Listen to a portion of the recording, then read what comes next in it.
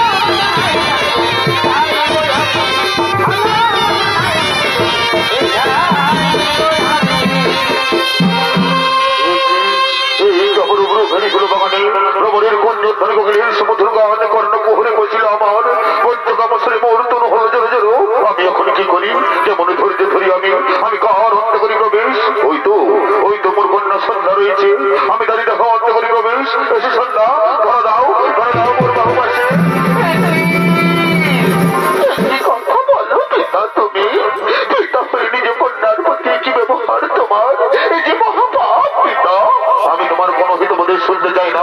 পঞ্চকামসরে মোর তোর হলো জড়ো জড়ো, আমি আর পারছি না। এসো ধরা দাও মোর বউবাসী।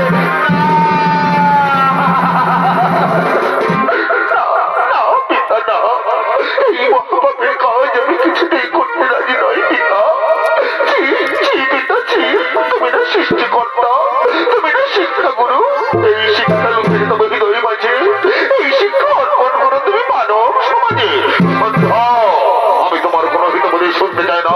পঞ্চকামসরে মোর তোর হলো জড়ো জড়ো, আমি আর পারছি না। এসো ধরা দাও মোর বউবাসী। ধরা দাও তুমি কোথায় পালাবে?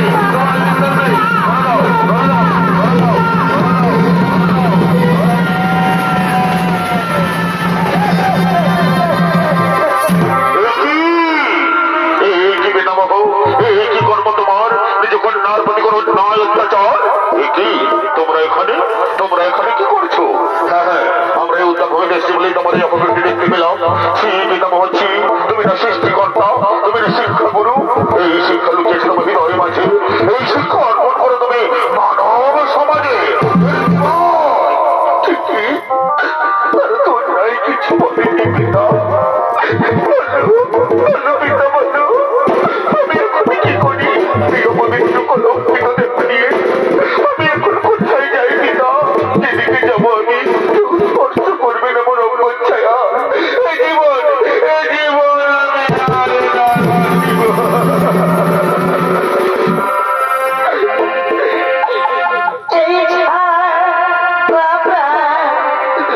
আমি না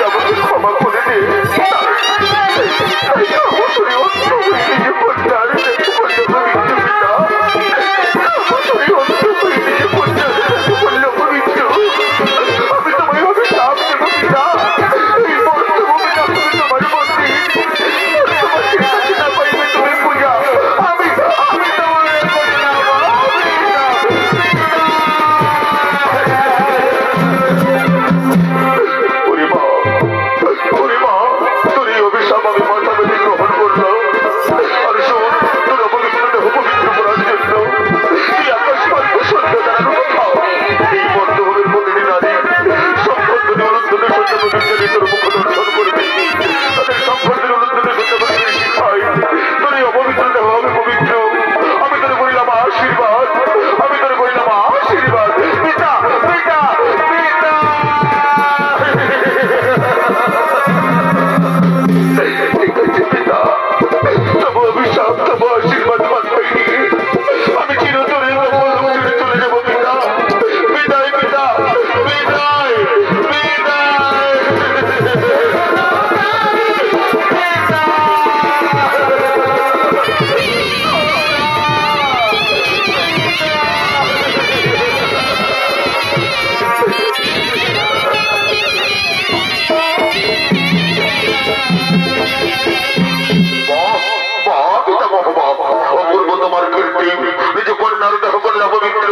পবিত্র করার জন্য পাঠালে আকাশ মার্গে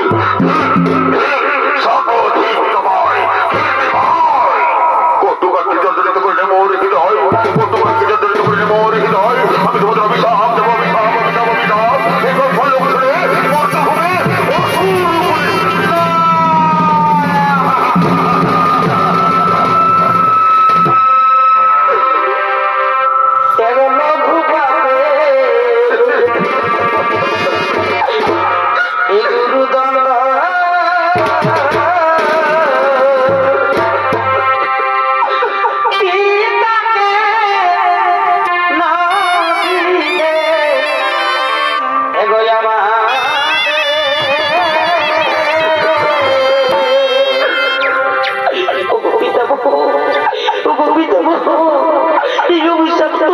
দিয়ে দেবো পিতামহ। আমরা যে আর সহ্য করতে পারছি না পিতামহ, এই অভিশাপ তুমি ফিরিয়ে না।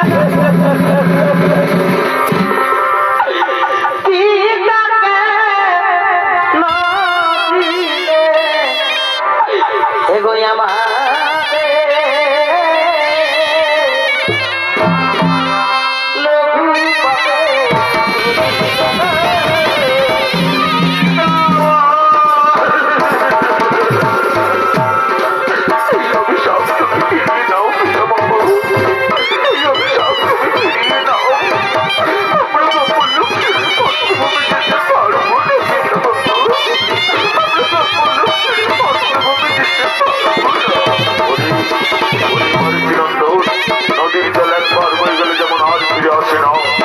আমার মুখনিষ্ঠিত বাণী একবার বেরিয়ে গেলে আর ফিরিয়ে নেওয়া যায় না রে বন্ধু, আর ফিরিয়ে নেওয়া যায় না। অসুর পরিজনের জন্ম